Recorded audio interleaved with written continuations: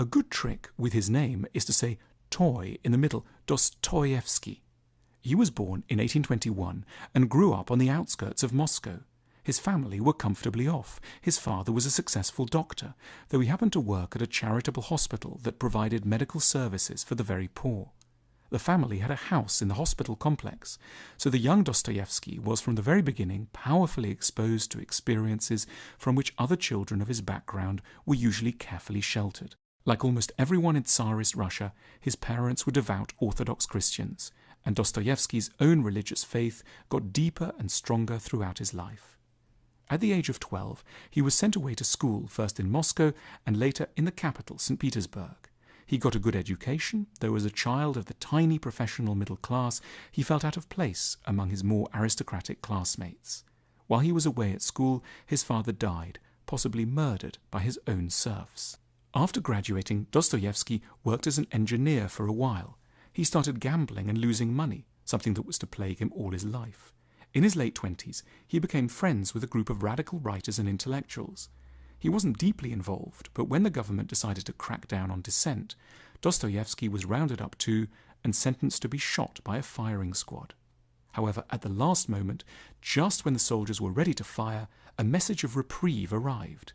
Dostoevsky was sent instead to Siberia for 4 years of forced labor in horrific conditions. It was only after his return from Siberia that Dostoevsky established himself as a writer. Starting in middle-aged, he produced a series of major books: Notes from the Underground, Crime and Punishment, The Idiot, Demons, and The Brothers Karamazov. They are dark, violent, and tragic, and usually very long and complicated. He wrote them to preach 5 important lessons to the world. Incidentally, the discussion of Dostoevsky's ideas does involve revealing the plots of some of his novels. It's not something that would have worried him because his books are written to be read more than once. But if it bothers you, this is the place to break off. Dostoevsky's first big book, Notes from the Underground, is an extended rant against life and the world delivered by a retired civil servant. This civil servant is deeply unreasonable, inconsistent, and furious with everyone, including himself. He's always getting into rows. He goes to a reunion of some former colleagues and tells them all how much he has always hated them. He wants to puncture everyone's illusions and make them as unhappy as he is. He seems like a grotesque character to build a book around. But he's doing something important. He's insisting with a peculiar kind of intensity on a very strange fact about the human condition. We want happiness, but we have a special talent for making ourselves miserable. Man is sometimes extraordinarily, passionately in love with suffering. That is a fact, he asserts. In the novel, Dostoevsky is taking aim at philosophies of progress and improvement, which were highly popular in his age, as they continue to be in ours. He is attacking our habit of telling ourselves that if only this or that thing were different, we could leave suffering behind. If we got that great job, changed the government, could afford that great house, invented a machine to fly fast around the world, could get together with or divorce from a particular person, then all would go well. This, Dostoevsky argues, is a delusion. Suffering will always pursue us. Schemes for improving the world always contain a flaw. They won't eliminate suffering, they will only change the things that cause us pain. Life can only ever be a process of changing the focus of pain, never of removing pain itself. There will always be something to agonize us. Stop people starving, says Dostoevsky, with calculated wickedness, and you'll soon find there's a new range of agonies. People will start to suffer from boredom, greed, or intense melancholy that they haven't been invited to the right party. In this spirit, Notes from the Underground launches an attack on all ideologies of technical or social progress which aspire to the elimination of suffering. They won't succeed because as soon as they solve one problem, they'll direct our nature to become unhappy in new ways. Dostoevsky is fascinated by the secret way in which we actually don't want what we theoretically seem to seek. He discusses the pleasure a lot of people get from feelings of superiority, and for whom, consequently, an egalitarian society would be a nightmare, or the disavowed but real thrill we get from hearing about violent crimes on the news, in which case we'd actually feel thwarted in a truly peaceful world. Notes from the Underground is a dark, awkwardly insightful counterpoint to well-intentioned modern liberalism. It doesn't really show that social improvement is meaningless, but it does remind us that we'll always carry our very complex and difficult selves with us, and that progress will never be as clear and clean as we might like to imagine. In Crime and Punishment, we meet an impoverished intellectual, Rodion Raskolnikov. Though he's currently a nobody, he's fascinated by power and ruthlessness. He thinks of himself as a version of Napoleon. Leaders of men such as Napoleon were all without exception criminals, we hear. They broke the ancient laws of their people to make new ones that suited them better, and they never feared bloodshed.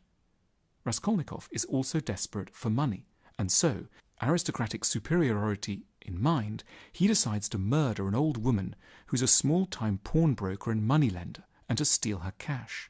He's tormented by the mad injustice of the fact that this horrible, mean old character has drawers full of roubles, while he, who is clever, energetic and profound, is starving. He doesn't spend much time thinking about options like taking a job as a waiter. So Raskolnikov breaks into her apartment and bludgeons her to death, and, surprised in the act by the woman's pregnant half-sister, kills her too.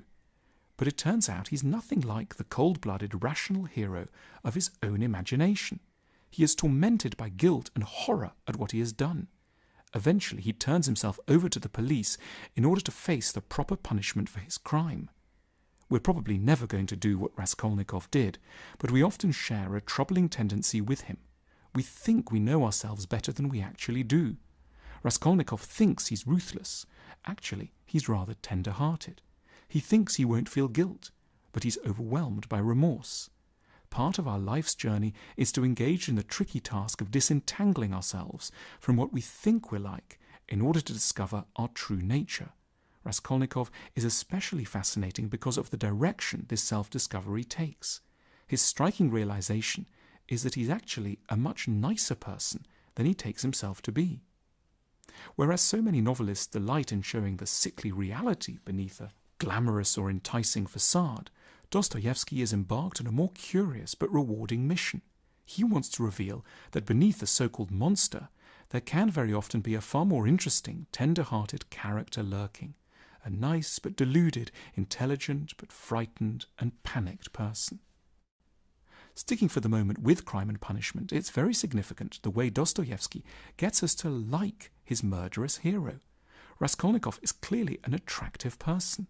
At the very start of the book, we're told, by the way, Raskolnikov is handsome, above the average in height, slim, well-built, with lovely dark eyes and dark brown hair. Dostoevsky throughout lessens the imaginative distance between us, who live mainly law-abiding and more or less manageable lives, and them, the ones who do terrible things and wreak havoc with their lives and those of others. That person, he is saying, is more like you than you might initially want to think, and therefore more accessible to sympathy.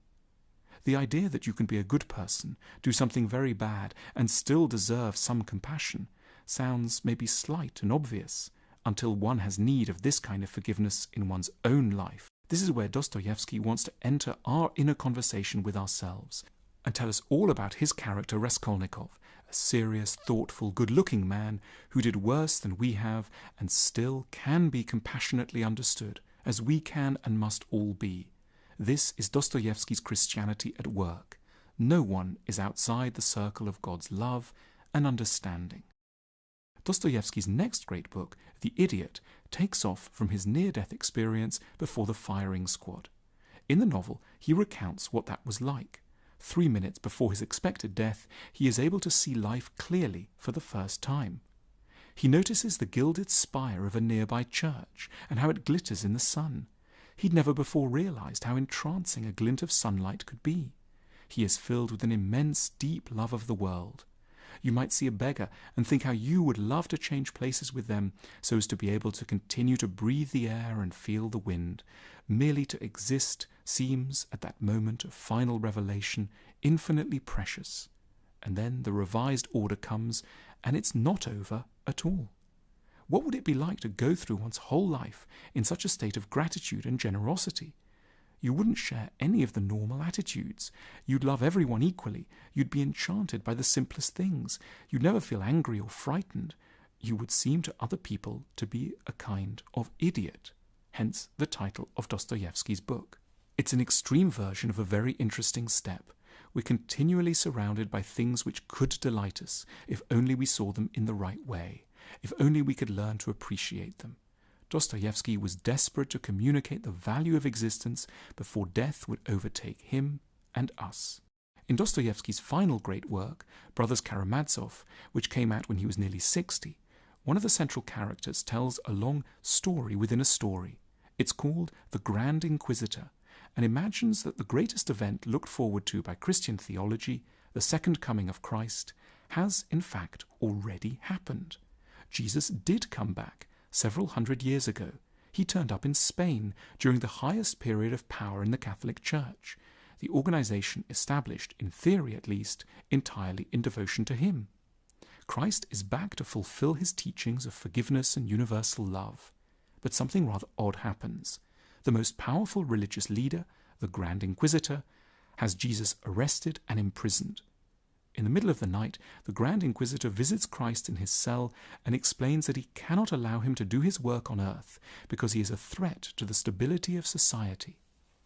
Christ, he says, is just too ambitious, too pure, too perfect. Humanity can't live up to the impossible goals he sets before us. The fact is, people haven't been able to live according to his teachings, and Jesus should admit he failed and that his ideas of redemption were essentially misguided. The Grand Inquisitor is not really a monster. In fact, Dostoevsky portrays him as quite an admirable figure in the story.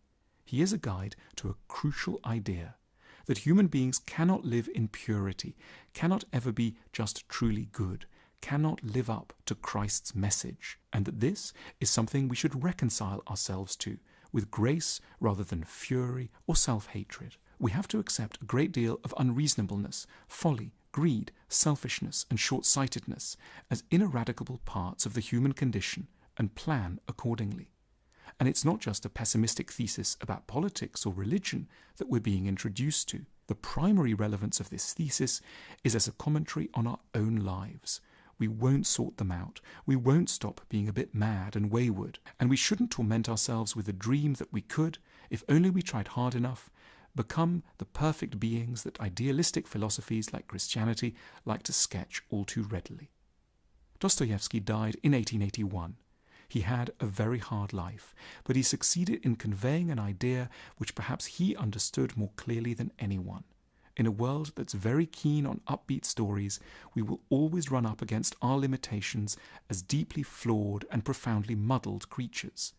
Dostoevsky's attitude, bleak but compassionate, tragic but kind, is needed more than ever in our naive and sentimental age that so fervently clings to the idea, which this great Russian novelist loathed, that science can save us all and that we may yet be made perfect through technology.